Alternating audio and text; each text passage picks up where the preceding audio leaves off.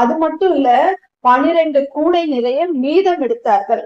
இன்றைக்கு உங்களுடைய வாழ்க்கையில நான் எவ்வளவுதான் சம்பாதிச்சாலும் எனக்கு போதவே போதல, பத்தவே பத்தல, குறைவாவே இருக்கு, பஞ்சமாவே இருக்கு, ஒரு கைப்பிடி மாவும் கொஞ்சம் எண்ணெயும் தான் இருக்கு, 5 அப்பம் 2 மீன் தான் இருக்கு, இதை வச்சு நான் எப்படி சமாளிக்க போறேன்னு தெரியல, இவ்வளவுதான் காசு என் கையில இருக்கு, இதை வச்சு நான் எப்படி சமாளிக்க போறேன்னு தெரியலன்னு கர்த்தர் உங்களை பார்த்து சொல்லுகிறார், அந்த கொஞ்சத்தை எனக்கு முதல்ல கொடு. ஃபர்ஸ்ட் யாருக்கு கொடுக்கணும்? கொஞ்சத்தை முதல்ல தேவனுக்கு கொடுக்கணும்.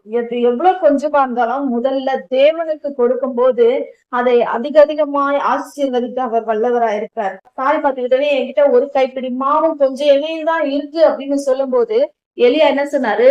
ஃபர்ஸ்ட் எனக்கு கொடு, எனக்கு ஒரு அடைய சுட்டு கொடு அப்படின்னு சொன்ன உடனே அவனும் விசுவாசத்தோட அதை செய்யறா. அதுக்கப்புறம் அவர் என்ன செய்யறாரு? அதை ஆசீர்வதிக்கிறார்.